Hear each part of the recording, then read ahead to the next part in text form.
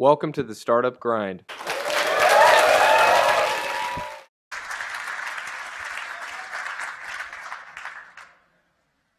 Well, welcome. Thanks. Thank you, everyone. Thanks for coming. How was your drive? Easy, just from Palo Alto. Very easy. You're close. Where do we have people from? Don't shout out all at once, but just give Jessica a sense of where you're from. That didn't work. Okay, we're not going to do that. Forget it. All over. You're from everywhere. Absolutely didn't work. Well, I'm feeling very happy to be here because this is where we host our demo day. And so I was telling Derek, I know this whole building like the back of my hand, but I'm usually not up on stage, so this is very fun. Well, let's talk. You're going to be back here in a month with your conference for women. Talk to us a little bit about where did that come from? Why are you doing it? What are you doing with it? Tell us about it. The Female Founders Conference. This is the first conference we've ever done to inspire women to start startups. And the idea came, I've kind of wanted to do something just for women for years, but we're just always so busy it never seemed to happen. And then last December, Paul Graham, my husband and co-founder, emailed me and said, you know, we should do an event where we showcase a lot of the female YC founders because there are a lot now that are doing really well. They'd be great. And I said, absolutely, let's do it. And it's set for March 1st. And we were going to do it at our office, but we got so many applications that we moved it to the Computer History Museum right in here. Great. I'm very excited. And so you've got founder of HomeJoy, you've got Diane Green, you've got Julia Hartz from Eventbrite. So you've got. Have you hit a point where you've got, who do you point to as the kind of tentpole female entrepreneurs that have come through the YC program that have, that are breaking through? There are a lot. I definitely would say Adora Chung of HomeJoy. She's just, I'm sort of obsessed with her lately and her story of HomeJoy, which I'm happy to tell you about later. But she's just doing so well. They're growing so fast. And her story, she just came to Y Combinator as one of our dinner speakers. And usually YC alumni don't get to come as dinner speakers until they're pretty eminent. Like the Airbnb guys come, Dropbox, Weebly. And she came for the first time, and I actually heard her story. I knew a lot of what was going on, but clearly I did not know the whole story. And I was like on the ground in shock. I could not believe how amazing the story was, and it was so inspiring. So I can't wait for her to speak at this event. You put on Startup School, which I have said this many times is the best founder event that you can attend if you can attend it. Or watch. It's always online. You always do a live stream. What has Y Combinator seen in the value of these types of events that you do? What do you all get out of it? What do entrepreneurs get out of it? Why should entrepreneurs spend time going to things like this or listening to things like this? Well, our events specifically, they've always been like this from the very first time we did Startup School in 2005 at Harvard.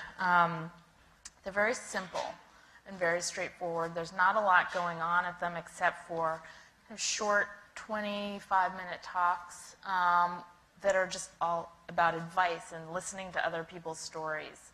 Because I think you learn the most from hearing what happened to people who have done startups and what went wrong and what mistakes did they make. And we don't have a lot of fluff. I mean, not that a lot of things have fluff, but it's just all day, all these talks, and you get to meet a lot of interesting people and hear really good advice. Our hashtag is Startup Grind, and Jessica's Twitter handle is Founders at Work. I wonder if you could tell us a little bit about the very early days of Y Combinator.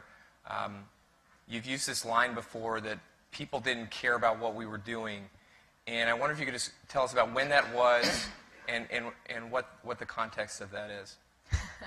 Well, when we first got started, it was early in 2005, and it was sort of by accident, as so many startups do. Paul and I were talking a lot about how we could help startup founders. He wanted to be an angel investor, but didn't want a lot of the stuff that goes along with being an investor, like taking meetings and reviewing documents and stuff. So we sort of came up with this idea for Y Combinator that we would provide small amounts of funding, because we didn't think it took that much to get a founder into first year. We'd help them incorporate, make it really easy for them. Paul and Robert and Trevor would work on helping them with their idea. They were mostly super technical stuff back then. And we just said, well, gosh, none of us know anything about investing, angel investing. We better learn. Let's just do a little program in the summer where we can fund a bunch of startups, see what we learn, and then we'll go from there and do things asynchronously like everyone does. So Paul was pretty well-known essayist back then, especially in the programming community. So he built our website. We described what we were going to do, have this summer program where you'd come and we'd help you and we'd get you incorporated and you could hear successful speakers and we'd give you $12,000 in funding. I think that's what it was back then. We launched the website and lo and behold, we got a bunch of applications. So suddenly it became kind of real. We interviewed groups over a weekend and chose 8 to get started. Do you remember how many you had? How many applied? I think it was like 9 about, or? No, it was around 200. Oh, I wow. think Paul's here somewhere to confirm. 200? 400. 500. 400. 400 applications. Wow, that's higher than I even thought. What we learned that summer was like, wow, investing in this batch over this 3-month period is a really good format. The founders all became friends. Even though they were working in their own apartments, by themselves, they came together for dinners and to meet, and they all helped one another. They could all go hear the speakers at the same time. We could have this demo day thing, which, by the way, I think we had 15 to 20 investors in Cambridge. Like, some of them were legit, some of them were just rich people we knew that we said, can you please come? We weren't all from the Boston area? All from the Boston area. But we knew we were onto something. And how did you know that? What was the insight? Maybe we lucked out and got really good founders, but the startups were doing interesting things. I mean, we had Reddit in that batch. Yeah. We had Kiko, which was an online calendar that Google actually crushed when they came out with their calendar. But the founders were from Justin TV, Justin and Emmett. We had Sam Altman of Looped. So we got good people, and they were able to get some funding. So we said, gosh, we need to do this out in Silicon Valley. We don't want someone else to be the Y Combinator of Silicon Valley. Could you tell really early on that you were having, like, the impact that you were having on these people? It wasn't just that you had kind of pulled them together, and, but that you all, your product advice and your logistics or incorporation of all these pieces, was it very evident that, hey, these guys aren't going to be able to get this, these men and women aren't going to be able to get this advice anywhere else? And, oh, yeah. Like, even incorporating. Like, I specifically handled that, and we had to argue with our lawyers to design template forms. They were like, no, you have to send people to lawyers to get incorporated. And we said, no, you don't. Make us some templates, and I know you just fill these things in, and even I could tell. And so we forced our lawyers to do this. As 4 lawyers walk out. And just that, though. Sorry, lawyers, I don't mean to offend you. It's okay, we don't mind offending. But even just that simple thing, helping them incorporate, you'd have to spend $15,000. One thing I find so interesting about you is that you are you have these amazing technical founders, and you are the amazing business founder. And I don't know, that sounds very negative, but I've heard it said that if you had not been there, Y Combinator would have never been incorporated. It would have never actually been a company. That is true, actually. I do feel confident saying it would not have been incorporated, not because my co-founders were unable to do it, but they just would not have been organized enough to do that. I'm serious. I mean, that's what a startup is, though. Different people are doing different things and getting everything done. I'm not technical. I could no more choose who was a good programmer back then. I couldn't do that, but I could incorporate the company and set everything up. Yeah, but you played your role as a member of the team, and right? And yeah. But you had asked me about, was it hard, like, because we thought no one cared. And I don't think I gave you the spiel about how we got started, but I don't think I answered. It wasn't that hard because some people cared. You know, and that's an important thing to remember. Paul Bouquet. Your co-founders, or you mean? No, some people. Other like people the besides 8 just people you we cared. funded cared. Okay, you know, yeah. and some of the investors who funded them cared, and Sure. then it was slowly growing. And Paul Bouquet, who's one of the YC partners, he invented Gmail.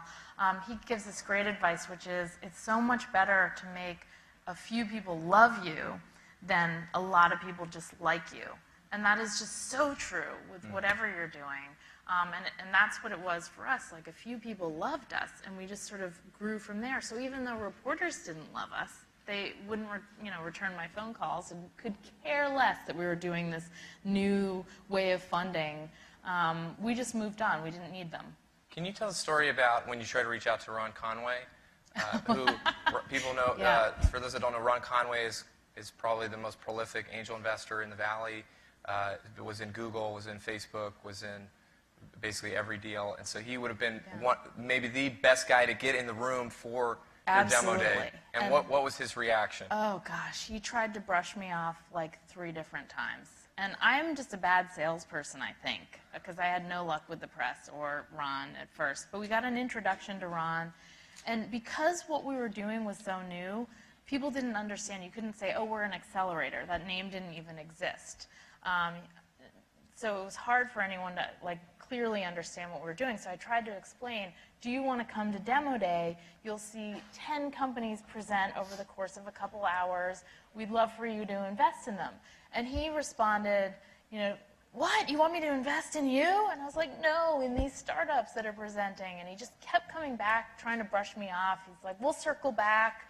I don't know if I can come. And then I think what happened, so I gave up. And I think Ron then started hearing about us from a couple different people. That he respected. And he said, maybe I should go to demo day and just check this out. And so he came, and I feel like he might agree that the moment he came, he realized, oh, now I get it. You got it. I get it now. In Boston, or was it here? It was out here. It was the winter, the first winter we were out here, which was in winter of 2006. And we only had 9 startups. But there were some good ones in that batch. Wufu was in that batch. I forget. It's hard to remember. So this kind of trend of startups, whether that was just kind of this kind of economic global trend, or maybe the Social Network movie kind of picked up before that, what are you seeing in terms of the pitches that you're getting, the applications that you're getting? Has the volume increased dramatically over the last few years? Is it kind of steadily increased? What's happened? What are you seeing? I think it's steadily increased. It's always sort of steadily increased. There was definitely a spike when the movie The Social Network came out. Go figure. And when that was sort of around the same time Facebook went public, right? Roughly. Like, when those 2 things happened, I think a lot of people got interested in starting startups. It just became sort of more mainstream. When we started in 2005, it was not a mainstream thing to do. You either kind of went to grad school or got a job. There were, of course, people starting startups, but it was not like what everyone did. Is the quality of these companies, so you're getting higher volume, is the quality the same? Is it better? Is it worse? I mean, we've always gotten some good applicants. I think the quality is definitely not worse. There are definitely people applying. I guess the surprising thing to me is there are people applying to Y Combinator that are much farther along than they used to be. When we first got started, often it was just an idea. People hadn't even built a prototype or anything. And now it's people like doing a Series A at the same time they're coming to YC, which is fine with us. We'll take you at whatever stage. But that's sort of a main difference. Well, so that leads to my next question of, if you're getting so many more startups and so many more applications of that same quality, do you scale up? You started with allowing more startups into your program. Is that something that that as you look out, could you double in size? Could you triple in size? Over the next few years, is that, or do you just say, hey, these are all great, go somewhere else? We never want to do that. Come on, Derek. I agree. So there's like 10 people in the room, like, that is a very good question. I don't know if I have the right answer for you right now. I do believe there are going to be a lot more people starting startups, and it's just going to increase. I Yeah. think this is like a major shift in the economy. Yeah. And Y Combinator needs to figure out how to scale to accommodate more startups. Because remember, at our stage, it is so hard to pick the winners. There's no way when we were looking at Drew Houston and Arash's application that we said, Dropbox is going to be the next big thing. I mean, I think I've said that about 100 of the startups we funded, and Yeah. it doesn't happen. It's so hard to judge. Even after they go through Y Combinator, it's still hard for us to predict who will be the next Airbnb and Dropbox. Right. And so we need to fund a lot of startups. We need to give a lot of them a shot because you just don't know who's going to be the big one. So we need to figure out how to scale. We probably will fund more startups. But I mean, Drew, he had like a perfect SAT or something. I mean, you knew he was going to do something special, right? Enough that you said, hey, you need to go get a co-founder and come back. But we liked him. You liked him. There are a lot of smart people that apply to YC. I mean, they're I've like heard, Rhodes yeah. Scholars and just tons of. But they don't all really- get in. Rhodes Scholar, check, you're in. Doesn't happen. No. Okay. We don't have that. We're Cross not like that that. off of my We're more things about. to do next. No, there's a lot of smart people that do startups that don't succeed. So it's not like we can say, oh, they went to MIT, let's fund them. But Drew That's a did good go to indicator. MIT. He did go to MIT. Yes, it's not a Yeah. bad predictor. I'm not saying that, but Right. it's not a guarantee. And so it's very hard to predict who the best startups are going to be. In your last batch, this current batch, which you're right in the middle of, you had founders from 23 different countries. I wonder if you could just tell us, from the data you're seeing, where does this influx of international entrepreneurs coming from? Is this from the AdWords campaigns you're doing in Turkey, or is this from No, we don't advertise. We don't advertise. Retargeter in Bulgaria? I don't know. Or what is it? Where is this coming from? I wish I had a good answer. No idea. It is going to be the most boring answer. I'm so sorry. But I think it's just because startups are becoming more mainstream. More people are doing them. The thing that has surprised me about the international applicants that we've been getting and the international founders in this particular batch, they're not just all from England and Canada, which in the past we've always funded people from those countries. They're from like Bulgaria and Slovenia and Sudan and Egypt. You can cheer if you're from these countries. It's just remarkable. It's so exciting. But I don't know. I don't have like a good explanation other than more people are doing startups. PG's huge in Bulgaria. Maybe that's I mean, what it I is. think, yeah. Is their approach different? Are they solving different problems? Are they solving problems that American companies are in their countries? What are these people doing? Not really. I mean, most of them are working on problems that a U.S. team could be focused on. I always forget who has launched yet, so I don't want to specifically call things out. But I mean, they there's probably launched, so you could say it, but no one's going to talk about it, I don't think. There's some reporters in here, but a lot of them, most of them are working on problems that are global problems. Okay. And so when you bring an international entrepreneur into the program, they're under the same rules of, hey, they can go home and solve that problem at home, go work at home. Or if they can get a visa or they want to get a visa and try and stay here, they can do that as well. They're in a bad situation because the way it works with YC, we say come to Silicon Valley for 3 months, and then you do what you want to with your business. Some people go back where they are living. Some people choose to stay. It's fine with us. But the international founders are forced to go home. And then they're forced to go through this lengthy and time-consuming and expensive process of obtaining a visa to allow them to come back to the United States. And it's just broken and horrible.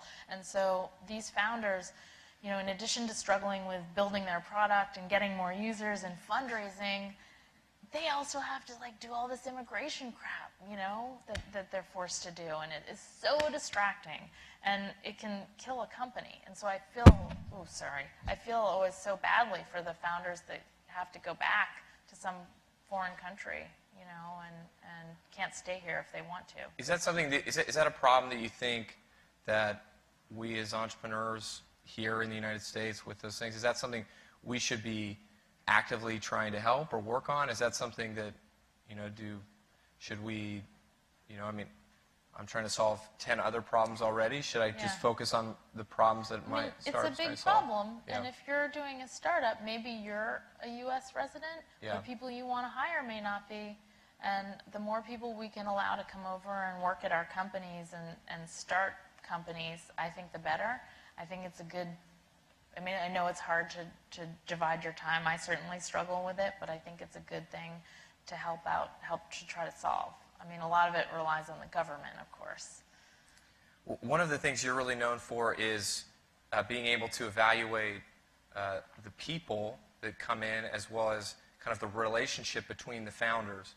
I wonder if you could talk a little bit about what are some of the things that you see, what are the red flags that you see between co-founders? What are some of the things that you look at right at the very earliest stages of 1 to 3 people?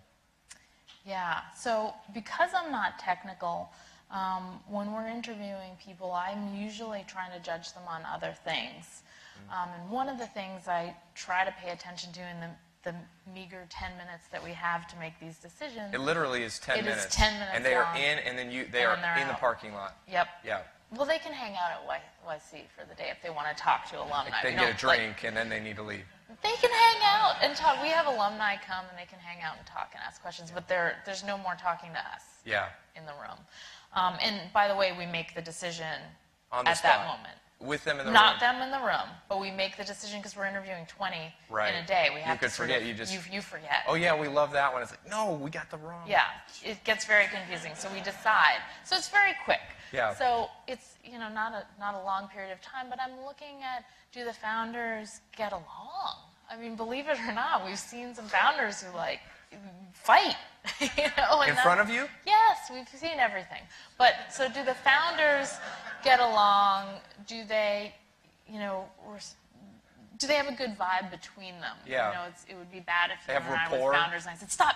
I'm going to answer that." Stop. Kind of thing. We see you wouldn't believe what we see. So, red flag. Do they get along? Do they understand their domain?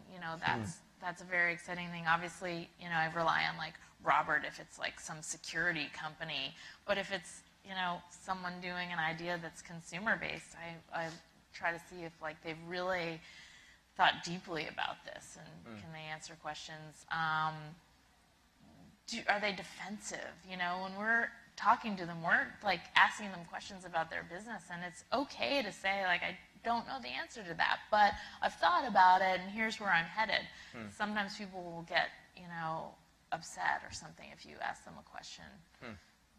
I don't know. So I'm just looking at founder dynamics because the point is we want to work with people who we have enjoyable, valuable conversations with, and it's not like they get angry if we say, "Why are you doing that instead of this?" Yeah, if they get angry in the only 10 minutes you spend with them, that's yeah, probably that's a bad really indicator. bad sign. I mean, I don't want to give it away. It's not like you shouldn't get angry with us if that's your nature. But, I don't like working with people like that. So I'm just looking at little things like that. Yeah. What about the equity split between the founders? This is something on your application. How much does each person own in the company? Who are these people? Tell us about some of the things you've seen with that at the very early stage of companies. You're giving away all my secrets, Derek. My secret interview tricks. But actually, that is usually a bad sign, especially if it's something like one founder has 90% and the other founder has 10%. And you could argue, well, it was my idea. I've been working on this for a year, and I've just brought this person on. But what happens is time goes by, and all of a sudden the founder with 10% becomes bitter. I've seen this. I can't even tell you how many times I've seen this. And I warn people against this. I say, please rethink the equity distribution when you're setting up the incorporation. And it's just not good. You think oh, I've been working on this for 2 months. I deserve more stock. 2 months, that's the tip of the iceberg if your company's successful. And you want that person who's working just as hard as you do to feel like they're going to get compensated. So it's a bad sign. But I'm not saying it doesn't work. I'm sure there are companies that it's worked at, but it's usually bad. Because I've seen a lot of founder breakups. I'm sort of an expert in founder breakups. Yeah, tell us other things that you've seen that either are early bad indicators, or if this happens, start getting ready to walk away because it's not going to work. Are there just kind of more Well, we've seen a lot of people join as co-founders to like apply to YC, and that's usually not a great sign. I mean, it has worked. Drew Houston got a co-founder. I'm laughing because I have tried that exact trick one time, no. so it's bad.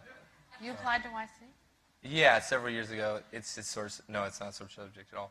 But I'm not saying it doesn't work. I'm not saying it doesn't work. No, it's just often a bad sign. Yeah, but two people who are maybe talented or have different skills saying, hey, let's just get together and maybe we can get in and make something work, but not being a company just to be a company. Yeah, and like the two people maybe haven't known each other that long, and maybe they have different work styles and values, and it's I'm not saying it's an utter disaster. It can work out, but believe me, I get super excited when I see like two college roommates apply, and they've known each other for 10 years, or two people who've worked together for 5 years, because they know each other, and you know your personalities, and you know that if there is a conflict, which of course there will be, they're going to come out better than two people who don't have that trust. Yeah. What's just by raise of hands, how many people in this room have ever applied to Y Combinator? Raise your hand. That's actually a lot less than I would have thought. Applications are going to be open this month. Well, there we go. Yeah. Perfect timing.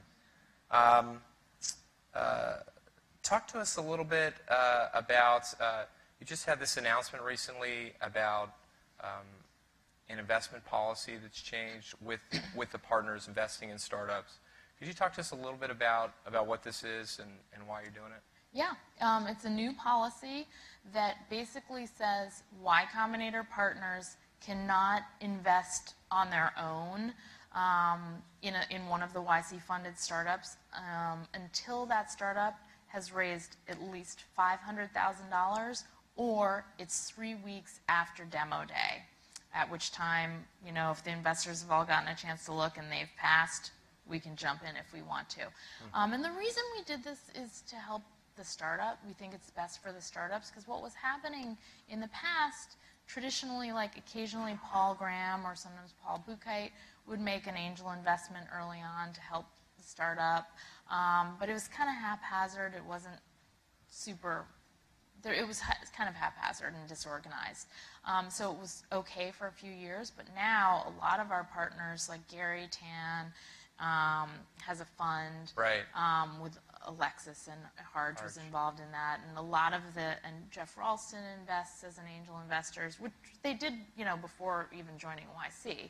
But what was happening is that they were investing before demo day, and as the startups went out to raise funding, the big question they were getting from investors was, who did you put money in? Have YC partners invested? And for the ones that couldn't say yes, like, they were seen as losers, and they aren't losers. They're probably great investment opportunities, but it was a big signaling problem. So we just said, we might be hurting some of the startups. Let's just make this the way it is. How do you all look at these partners that have left and are starting their own funds? Is this like a natural progression of their kind of careers? They haven't left and started their own fund. They're still involved as partners. Yeah, Gary Tan is still a YC partner and has his own fund. Harge Tagar left, but he went off to do his own. I think he was traveling for a little while. Right. And even though he's involved in the fund, it's just part-time. So there's no one who really left to start their own fund. Okay. But we think it's great because it's more funding opportunities for startups. What right now? What are some of the big problems that you're seeing, or are there things that you all are attacking that you're interested in terms of trends with startups? Are there things that you're looking at, or that you're saying? You make us seem so organized, Derek. You are the organized one. Meticulous about things. No, we just fund ideas that we think are interesting. I mean, the new thing that we're doing in this batch is giving funding to nonprofits. We had done that once a year ago with WOTC. We tried to run, WOTC is a nonprofit that provides crowdsourced medical funding to people, and it worked really well, having that team doing YC, and they were able to raise more funding from a lot of the investors who are philanthropic themselves personally. And so we were a little bit more methodical about it, and we had a nonprofit application, and there are 6 nonprofits in this startup, in this batch, including the Immunity Project, which is trying to create a vaccine, a sort of nasal vaccine for HIV. So, like, it's exciting to be able to have, like, nonprofits in the batch as well. But there's no specific problem. It's not like we go after a specific thing that we want to do. We just say who looks like it looks interesting and these are good people. Yeah, let's do it. Let's do it. We have a wide variety of startups in this batch, as well as it being kind of more diverse than usual from the perspective of the international companies. There's more women in this batch than we've ever had. There's, I think, the oldest founder we've ever funded, as well as the youngest founder we've ever funded. How old is that? I think he's 56, and the youngest is 17. There's like a father-son team in this batch. There's twins. Is he like living in a dorm room with 2 other guys? No. I think they have an apartment. They're not from here, I don't think. 2-bedroom or 3-bedroom? I don't know the specifics. Maybe, I don't know. Get the details. I will ask later. them. I will specifically say that I was asked this question. He's 56. That's amazing. Yeah. Yeah. Well, yeah, let's give him a round of applause. Maybe he's here. Who knows? Hey, there he is. No, I don't know. The point is, like, more people are starting startups. This is great. Yeah. But it just breaks every stereotype, which I love. I think it's great. Yeah. So, it's really cool. Okay, let's take a question or two. What do we got? Where's the mic? Brian? Go for it. My question? No, yeah. we can. Okay. Or right here, Ozan, right here on the second row here. Maybe Paul might also jump into this. There was a recent book on you, on the Launchpad. I read it in like 2 days. It was an amazing storytelling and also told a lot of the details that how mentors were engaged, how older startups or alumni was engaged. I was wondering how you're trying to build, how did you build that community of alumni? Because there are some competitors among the new batches that are competing with the old batches, but there's still a community. They're coming together, they're helping each other. How did you manage that community be helping each other? I think that just goes back to our roots. We were always like into our community. I wasn't joking when I said if someone seems like a real jerk in interviews, I don't want to fund them. Yeah. We've fostered this this feeling of always trying to help one another, because if you help someone, someone's going to help you, and that happens all the time. And they're just like a great group of people, and that's just what happens. And if you don't act like that, you're sort of, you become an outcast. If you're, like, people don't tolerate bad behavior within the YC community, and news spreads like too fast amongst the YC community, but it's good. It's also very, it's kind of contained or controlled. I mean, you don't hear, you hear that it's good and it's great, but it's insulated very well. I mean, you guys are kind of keep it very tight, and I wonder if that's just the nature of who the people are in there, or if it's I think we just always try to, we're always trying to do things to get the YC community to interact. Like, we have different batches, you know, mixing and mingling. I don't think we do anything specific. I think they're probably just super busy working on their startups, and so, I don't know. Maybe I don't know. We don't do anything specific to try to keep. There's a story that I've heard you tell where one founder's site went down and they didn't know how to fix it, and then another group. Could you tell that story? Cloudkick. Oh, yes. Okay, so that was a few years ago. It was Bump, which was the startup where you bump your phone and you can like transfer everything you want.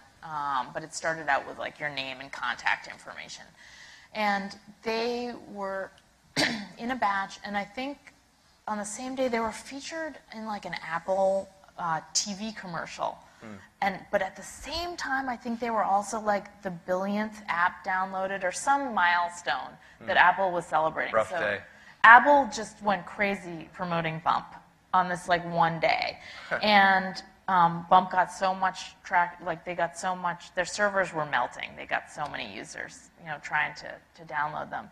And they emailed YC founders, and they're like, help, our servers are completely melting. We're in such trouble. We were just featured featured as the billionth app.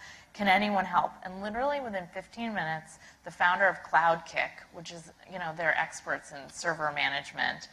They're acquired by Rackspace. But he's like, I can help you. He was over at their house, doing things and, got them back up and running. And that's the power of the Y Combinator community.